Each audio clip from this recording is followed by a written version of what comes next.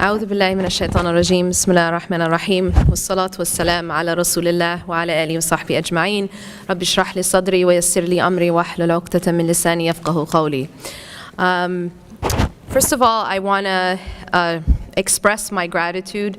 I always find it very impressive when I find a room full of humans at like 10 o'clock in the morning on the first day of a conference. So that's really impressive, mashallah, that you guys are here and you guys care. I think one of the things that's happened in our modern day society, as Sheikh Yasser talked about as well, there's been a epidemic loss of purpose and meaning. And I think that what's happened now is that we live our lives kind of randomly. You know how we say things like, oh my God, that was so random. And we just feel like everything's very random. And there's been this epidemic loss of meaning and purpose. And so to get that, to actually hold on to that is very difficult in the time we live in right now, because we're all kind of just living, you know, by the seat of our pants, right? It's everything is just YOLO, you know, you only live once, you know, live it up, and it's this kind of just live moment to moment type of mentality that's sort of pushed down our throats. And so if you try to resist that and you try to actually live with meaning, it is an uphill battle right now, especially for young people. So I just want to applaud you in that and tell you that you're in the right direction, alhamdulillah, to go against that stream of just, you know, do what feels good for today, you know, and to actually live with purpose and to have a plan of what you're going to do tomorrow, right? Because the whole idea is to make you only live for today. Right? If you look at the way that things are sold to us, if you look at, for example, the advertisements that we see, Pepsi, for example. Pepsi's tagline was, does anybody know what it was? Live for now. That's what it was. And then the O of the now was a Pepsi sign. So the idea here, this is the type of thing that we're taught, is just live for now, don't plan for tomorrow, live it up, YOLO, right? You only live once, you're only young once, all these slogans, right? And the whole point of that is to make you just not think about planning for tomorrow. But that's completely the opposite of what Allah subhanahu wa ta'ala tells us, right? Because Allah tells us in the Quran the complete opposite. He says, وَلْتَنْظُرْ نَفْسٌ مَا قَدَّمَتْ لِغَدٍ. That Allah says, Allah is addressing the believers, and He's saying, He's telling us at the beginning of this ayah to have taqwa. يَا أَيُّهَا الَّذِينَ آمَنُوا اتَّقُوا اللَّهَ وَلْتَنْظُرْ نَفْسٌ مَا قَدَّمَتْ لِغَدٍ. O you who believe, have consciousness of God. So that's the first piece of advice or command that Allah is giving us in this verse. And then after that, Allah says, and let every person know what they've put forth for tomorrow. Let everyone see and have a plan of what is it that you're planning for tomorrow. And here the tomorrow isn't just talking about like in 24 hours tomorrow, right? But this is the tomorrow that's the capital T tomorrow, the tomorrow after we leave this life. Allah is telling us, no matter what age we are, that we should have a plan of what we're going to do when the capital T tomorrow comes. It's a little bit like a person who's planning on moving. Have you guys ever moved before? Homes? Raise your hand if you've ever moved in your life. Everyone has, right? Pretty much. We live in a very mobile kind of society, right? I have moved every 2 years. So I know about moving, and sometimes every year. And so this concept of moving, you know you're going to a new address, right? When you're moving, there's a process before you go to the new address where you know that you're moving, right? Okay, good. I'm just checking that you guys are awake. That you know that you're moving, but you're still in the old place, right? You know your new address. You know that there is a specific time that you're moving, but you're still in limbo, right? You're in between. And that's the process called packing and preparing, right? Okay, sometimes it's rhetorical, sometimes I actually want you to reply. So the point here is that in that process, imagine that you know that you're moving, so you know you're going to another home. And now imagine that instead of moving furniture from your old home to your new home, you decide to do the opposite. You decide to empty out your future home. So say anything that was in there, suppose it already had a fridge. You take the fridge and you throw it out. It already had furniture. You take out the furniture and you throw it away. And then you decide, because you're really smart, that you're going to burn it down. Are you guys following me? So you decide that you actually want to burn it down. It's your future home. But not only are you taking the furniture out, you're burning it down. Okay? So what happens now? You guys are still moving there. That's not going to change. But what's going to happen when you get there? You just burnt your house down. So you actually, not only do you have no furniture, sometimes some people are going to get there and there's no home. It's been burnt. You understand? And that's what a lot of people are doing with their future home. That future home that everyone is going to, like there's no doubt about it. Whether or not you're prepared, you're still going there. Do you guys get it? Nobody can argue with the fact that they're going to their grave, even an atheist. Yeah? So that's their future home, regardless of whether or not they furnished it, regardless of whether or not they burnt it down. They're going there. And every single one of you is going there. But the question only has to do with what have you set forth for it? What have you furnished in it? Or have you burned it down? You understand? And see, when we're moving, we prepare that home. In fact, oftentimes we do this. We buy new furniture for that home. We leave the old furniture, right? We bring only the nicest stuff for that new home because that's where I'm going, right? That's my destination. And that's the thing, is that some of us are furnishing that new home and some of us are burning it down. Now, there is a very, very important role in that whole process that your friends play. So now I want to bring it to the topic of company, of your friendships. And I don't just want to talk about friendship, but I want to talk about environment in a bigger scale as well.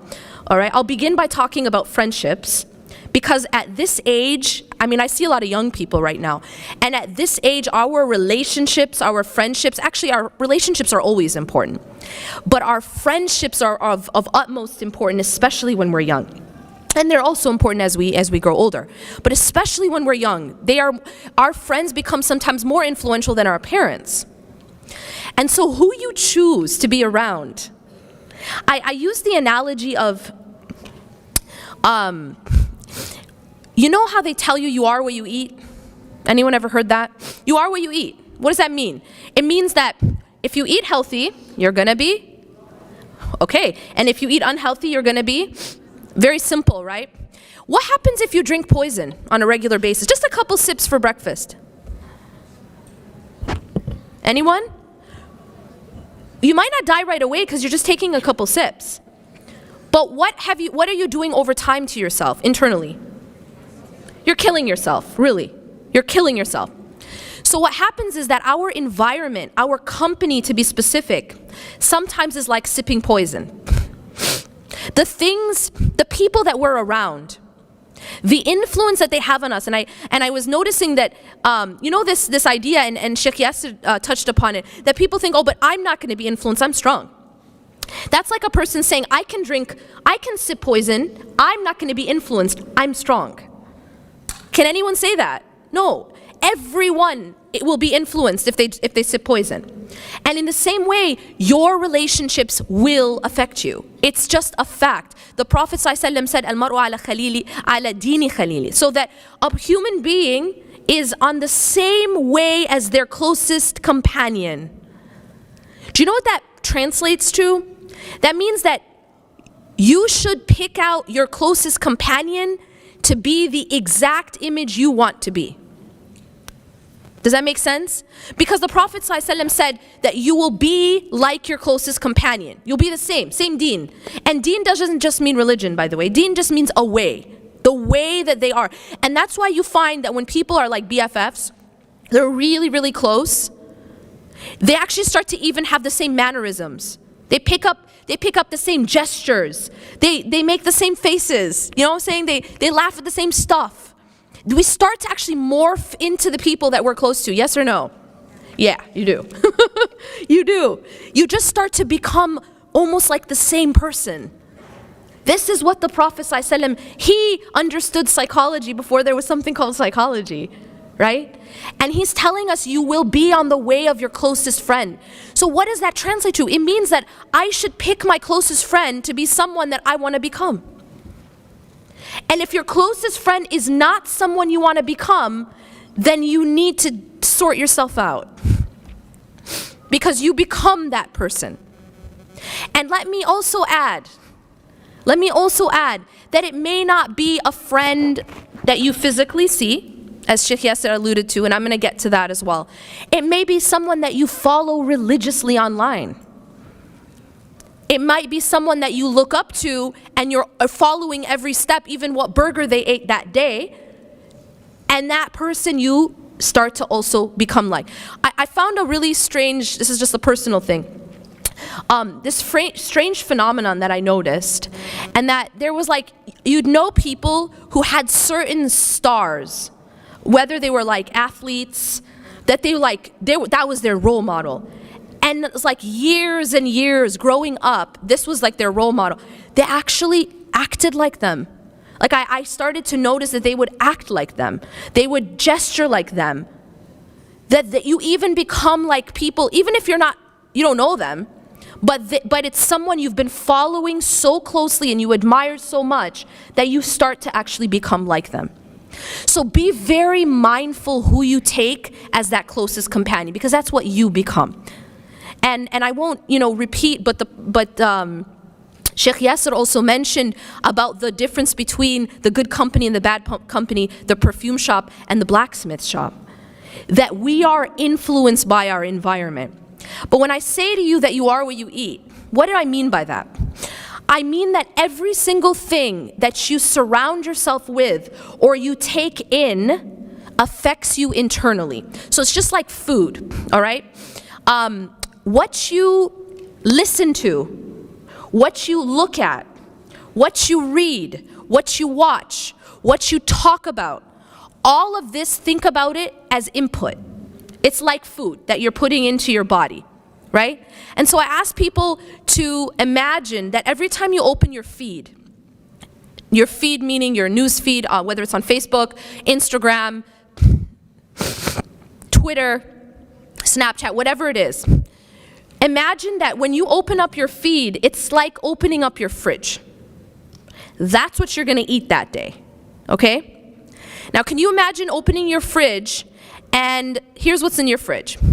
Some rotten cheesecake covered in mold, right? Like a burger that's like, I don't know, by this point it's like toxic. Some bottles of poison. That's what's in your fridge. You open your fridge and that's what's in there. So what's going to happen to you? What's going to happen to you? Well, it doesn't take a genius. That's what you're intaking. That's your intake, right? And so that affects you. Now when you open your news feed, you have to judge it in the same way. That's your fridge. That's your fridge. You're not passive. I need you to understand, you are not passive.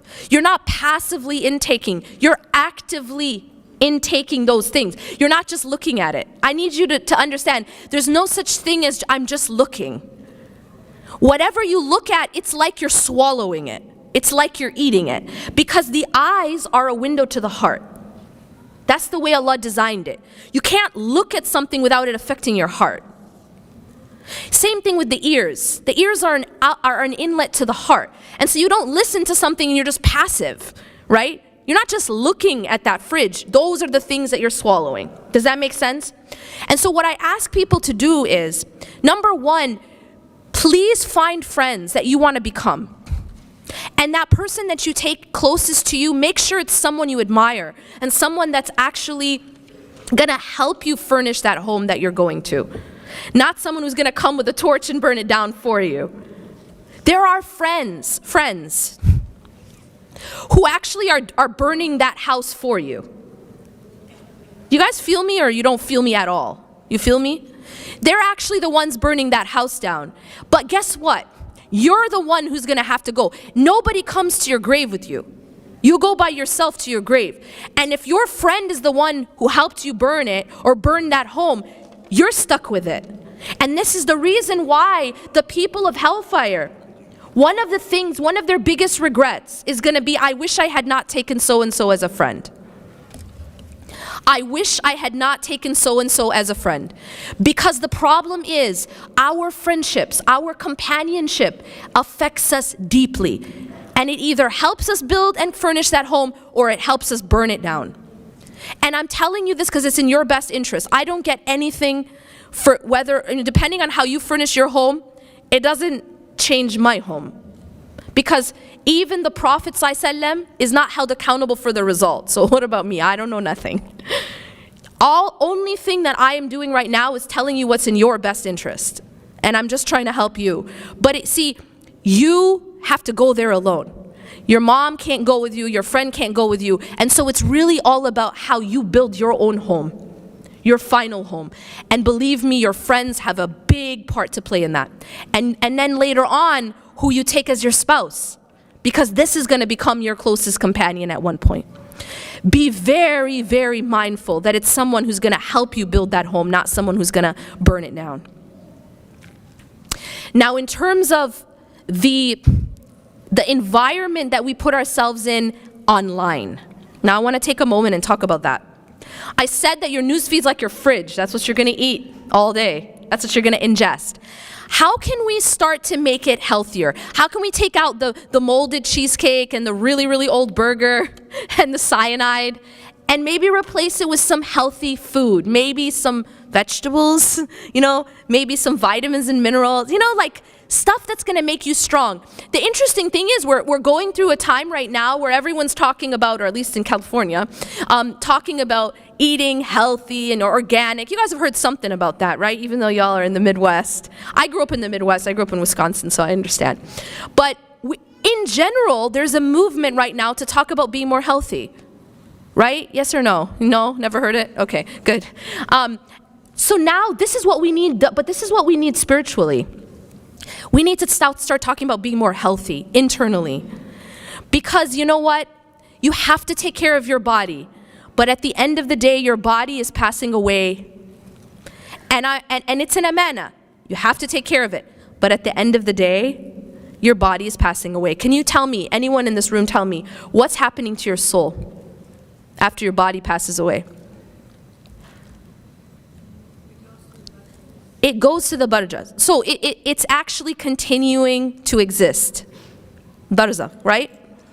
So your soul continues and your body disintegrates. Which one do we take better care of, generally? Isn't that ironic? Does anyone else find the irony in that? We take better care of our body than we do our soul, even though our body is passing away and our soul is not. Your soul doesn't actually pass away. Your soul just moves. It moves from one world to another, and then from that world to another, and then guess what? It lives forever. Like forever, capital F. That's a lot of time, isn't it? So it's quite important that you take care of it. And I'm telling you that because we live in a social media age right now, one of the biggest sources of poison is what we're looking at online, what we're following. And I'm going to put aside right now, like, I'm not going to get into a fiqhi discussion about what's haram and what's halal, because I'm not qualified to do that. But what I do want to do is I want to just talk about just basic psychology, all right? What you guys are following, it may not be blatantly haram, right? It's cool. You can learn a million different ways to wrap your hijab. That's awesome, right? A million different ways to contour your face. That's awesome. Lots of different fashion, all that stuff. I'm not saying any of that is haram to just watch. But here's the problem. The problem is when that becomes the focus. That becomes the focal point. The only thing that you're looking at is fashion, what kind of burger someone's eating, how all the various ways to wrap your hijab, all the various ways to do makeup tutorials, and somehow everyone ends up looking identical after these tutorials. Did you ever notice that? Yeah, it's really, really bizarre. But my point right now isn't haram and halal. My point is what matters most. And the thing about psychology is that whatever you are focused on most, is what becomes central in your life. And so a person who's only looking at fashion, who's only looking at material things, dunya, what's this person wearing, what's that person eating, which parties are they at, do you guys get what I'm saying? If that's the only thing that you're looking at every single day, guess what's going to be most important to you? Fashion, material things, what people are wearing, what people are eating. That's it. And what happens is you've just left what really matters. And so my point to you is, if you can change what you're looking at every day and make it something a little bit more healthy, a little bit more maybe inspiring, something that's going to actually help you to build your home, something that's going to help you furnish your home, then you will actually be in a better position. Because now you'll be using social media rather than social media using you. You can use it as a tool for either good or bad or just a waste of time. Lastly, because I really do have 5 minutes left, I want to just leave you guys with some advice, some practical advice. And I told you guys that you take care of your body. We all do, and we need to, but we've neglected our soul. We've neglected that home that we're definitely moving into. So I want to just leave you guys with 3 points of how you can furnish that home and how you can not just, improve your own internal being, but also be a better friend for others. The first thing is the salah. I can't talk to an audience without talking about salah. And the reason for that is salah is the oxygen that keeps us alive. It is the spiritual oxygen of the heart and soul. And so the salah will allow you to be able to be healthy in the same way that oxygen allows you to continue to live. And if a person is eating organic vegetables and green juices and they're really, really healthy but they're not breathing, what's going to happen to them? Come on, you guys don't have to be a doctor. You're gonna die if you don't breathe, right? And it doesn't matter how healthy your food is. So the salah is that basic oxygen that keeps you alive. Number 2, I'm gonna ask everyone to download an app onto their phone called My Dua. It's spelled MYDUAA. And what it is it's a collection of the supplications of the Prophet ﷺ from the Quran and from the Sunnah that he would say throughout his day. Now this might seem like, okay, what's the big deal? It's really a big deal. It's really a big deal. Because what this app does is it's equivalent to those vitamins and minerals and food and water that you put in your body, but it's spiritual. Every time you're reading these supplications, you are making your internal health stronger. Now, I'm just going to tell you this. When you download this app, by the way, best 99 cents you'll ever spend, and no, I don't get a cut. When you download this app, you open up on the side, there's going to be a few, by the way, there's a supplication for every motion of life. And the more you can incorporate in your life, the healthier you'll be. Psychologically, emotionally, spiritually, and every otherly. But what you have to do, like there are certain supplications you can't live without, and they are the morning supplications, the evening supplications, and the ones before you sleep. Make sure that these you're getting off your app. Even if you aren't doing the rest, but make sure at least you're doing those. And then over time, you can learn the small ones, right? You leave the house, there's a small dua. You come back in the house, remember Allah. These things are life-changing. But let me just, before I end, tell you about the morning and evening. You go to this app. The good thing about this app is there's this thing called a star. You can star the supplications that you want to do because there's like 25 of them. It might take you an hour and never do it again. It's better for you to make a small list and to be consistent because the Prophet ﷺ said that Allah loves the actions that are consistent, walau aqal, even if they're small. If you guys want to get in shape, and you go to the gym for 8 hours and then don't go again for 6 months, is that going to work out? No.